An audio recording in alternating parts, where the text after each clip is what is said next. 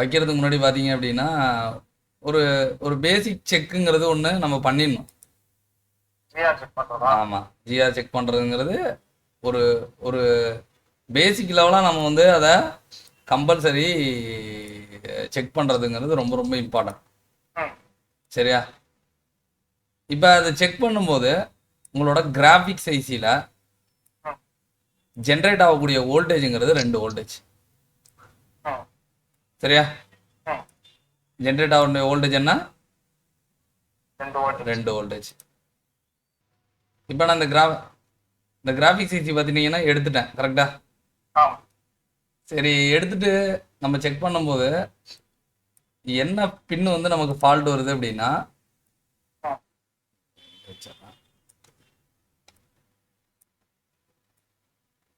சரியா? ம். இப்போ இதில் வந்து நான் வந்து உங்களுக்கு ஜிஆருங்கிறத செக் பண்ணி காமிக்கிறேன் உங்களுக்கு. சரியா?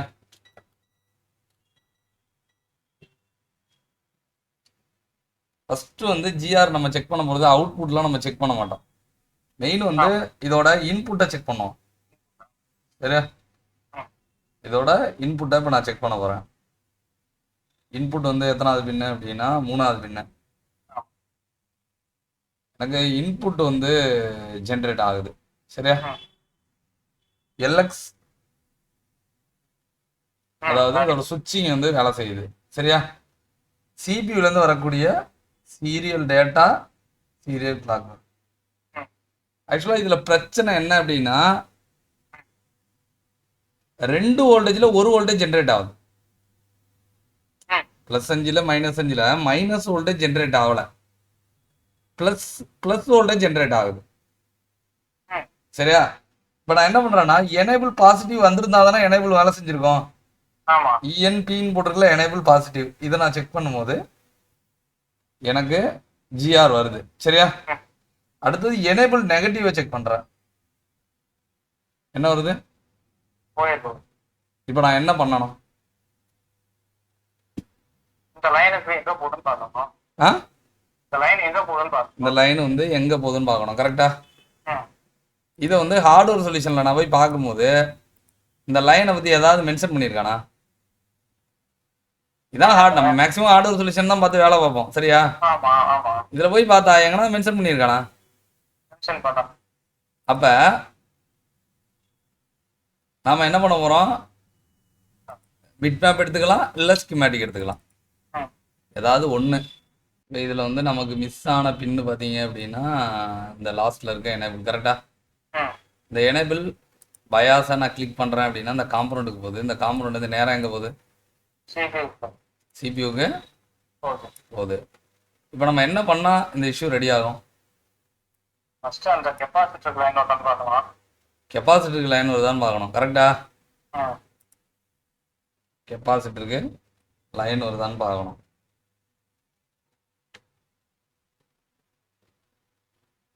ஆக்சுவலாக இது உள்ளே இருக்கு. ஆமா. அது எத்தனாவது கெப்பாசிட்டர்? அந்த உள்ளே இருக்கிறதுல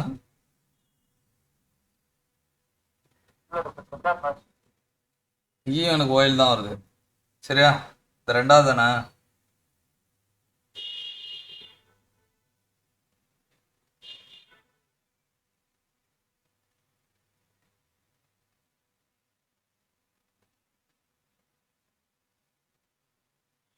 எனக்கு இதுலேயும் ஓயில் தான் வருது. சரியா?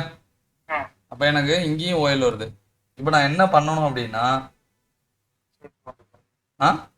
சிபியூ ரீகால் பண்ணணும். சிபியூ ரீவால்வ் பண்ணணும். கரெக்டா? ம். சிபியூ ரீவால்வ் பண்ண வேண்டாம். ம். ஒரு டெக்னிக் ட்ரை பண்ணுவோம். சரியா? ம். அது டெக்னிக் என்னன்னா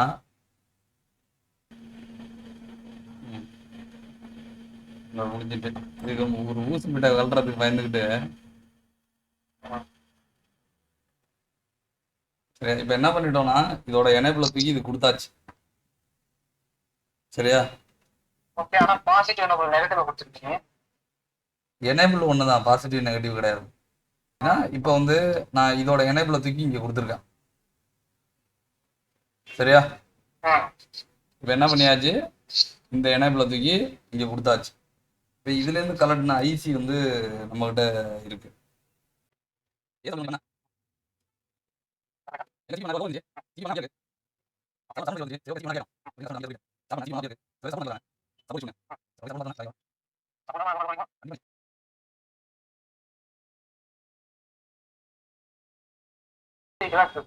டேஸ்ட் வைக்க மாட்டேன் ப்ரோ.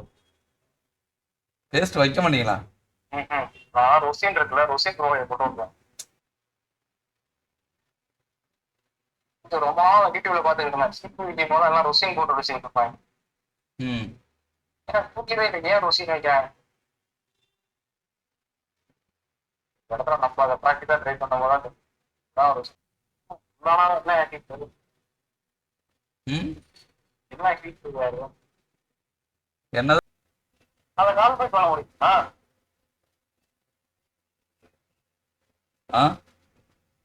618 வருது. இது வந்து ப்ளஸ் ஐசி, அந்த பின் பால் உட்காந்துருக்கு.